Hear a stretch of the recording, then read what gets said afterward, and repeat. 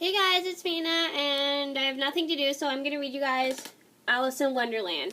So, I made this video before, but it was like 4 parts long, which I thought was like pointless because there was like a minute of me reading a book, reading a couple pages at the end. So, I decided just to redo it, and this will be stopped at like 12 minutes and 30 seconds.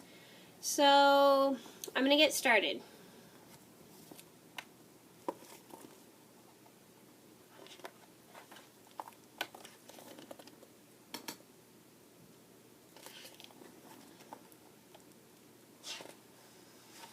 Oops. Skipped a page. It was a very hot summer day. Not a cloud was to be seen up in the sky, and the bees were buzzing everywhere. "I'm so hot," Alice said, lifting up her long hair. "We can rest for a while if you want," her sister offered, and they sheltered from the sun under the shade of a big tree. Alice climbed up to the biggest branch and comfortably sat there while her sister reclined against the trunk. She took a book out, and Alice wondered what to do while her sister was reading. Would the pleasure of making a daisy chain be worth the trouble of getting up and picking the daisies?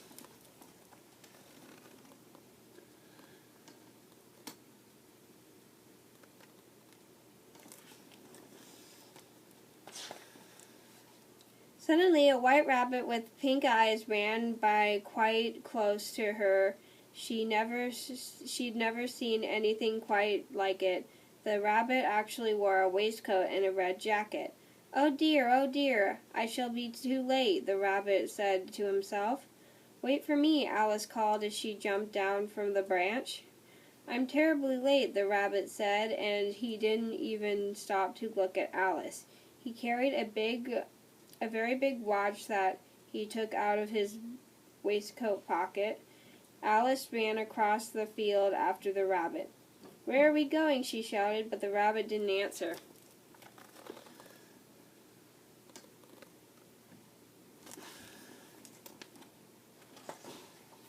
Alice followed him anyway, but suddenly the rabbit vanished. Fortunately, Alice was just in time to see him pop down a large rabbit hole under the hedge.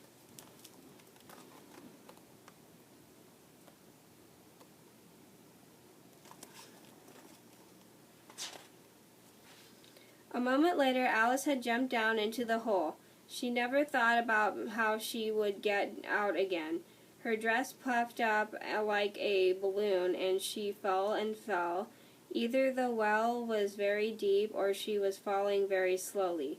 She had lots of time to see what was around her and to wonder what was going to happen next. After a long time, she finally reached the bottom.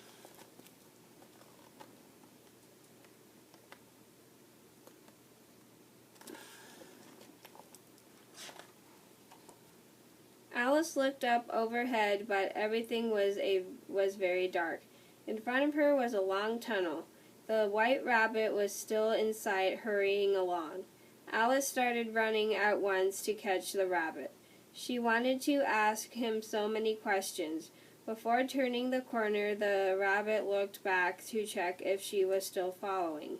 Then Alice turned to the corner and found herself in a big hall lit by lamps, but with no windows or a sign of the white rabbit.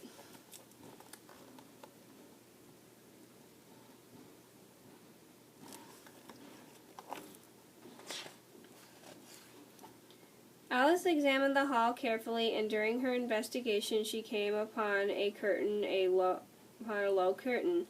Behind it was a little wooden door painted blue. She knocked, but no one opened it.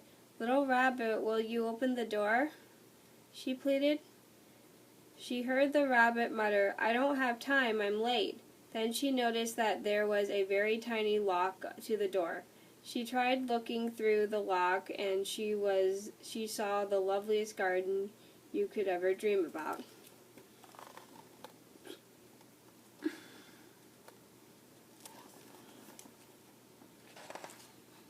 The lock guessed what Alice was thinking and said, "You're much too big, my dear. You'll never be able to get get through, and then it began to laugh. But Alice didn't give up so easily.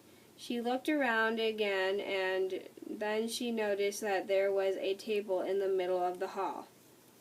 She moved closer and saw a little bottle on it. Round the neck of the bottle there was a label with the words, "Drink me." Alice began to taste it, and as she liked it, she drank the whole bottle.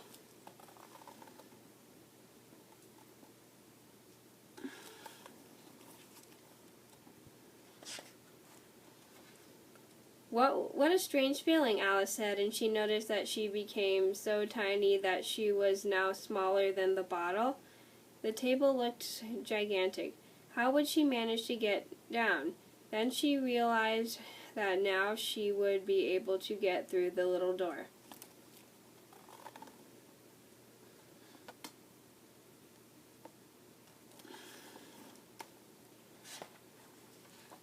Alice got down off the table, which took a long time because she was so small, but when she got to the door, she discovered that she had forgotten to take the key to the lock. It was still on the table, way out of reach. Alice tried her best to climb up on the legs of the table, but it was so slippery she was beginning to despair of ever succeeding when she noticed a box under the table. She found a small cake inside bearing the words, "Eat me."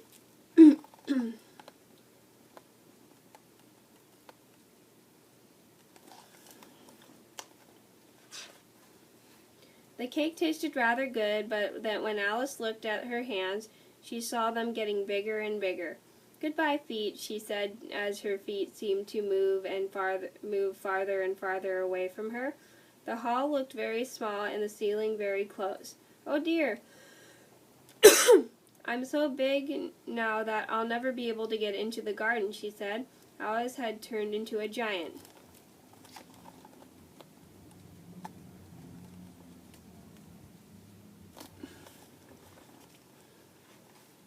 When she realized that she was trapped in the room and would probably never be able to get out again, Alice burst into tears. She cried and cried, and since she was now a giant, she cried giant tears. "If you keep crying, we'll all drown," the lock said. You would be better off thinking a little," it added.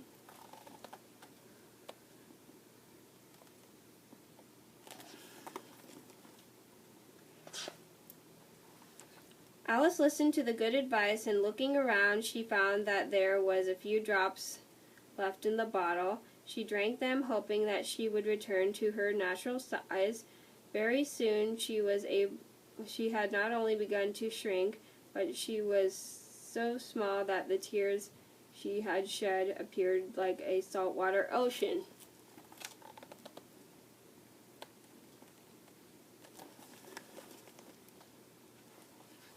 "I wish I hadn't cried so much," said Alice as she began swimming towards the little door. She was so small now that she was like a tiny insect on the surface of the water. Fortunately, she had learned to swim, and she managed to reach the door. Sorry, I have a tickle in my throat.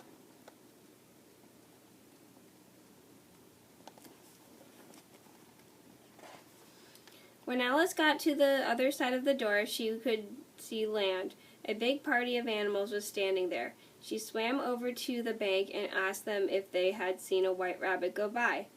Two fat little men came forward saying, "There isn't any white rabbit here, but we are Tweedledee and Tweedledum at your service." Who are these two?" wondered Alice. "Probably twins. They look cheerful enough, but don't seem to want to listen to what I have to say."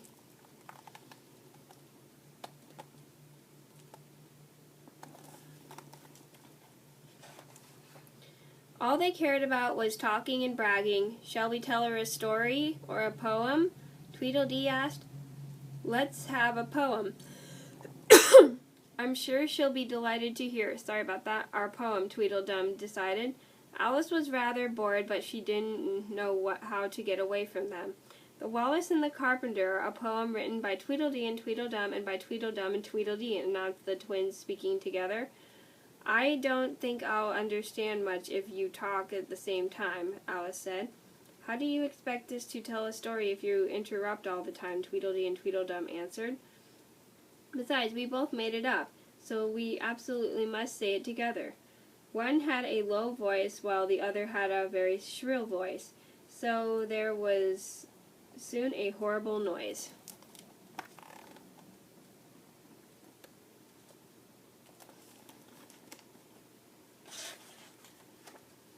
Alice waited till the twins started fighting and were absorbed that they didn't even notice that she was leaving. She walked a while, and then she saw a magnificent garden with pretty flowers and fountains. She felt happy and almost carefree. There was a house, the most charming house she had ever seen, just in front of her. Then the shutters were opened, and who was there? No one but White Rabbit. "Wait for me," Alice shouted. Am I on time for the appointment?" she asked.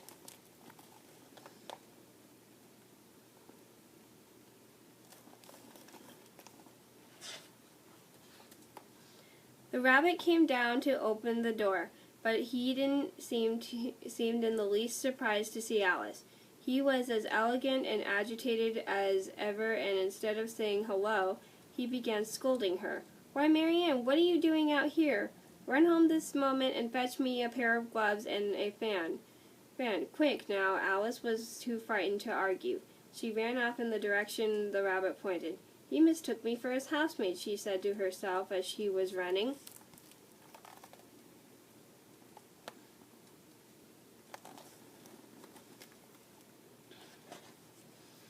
She found the rabbit's bedroom. It was a neat little room with pictures of flowers and animals.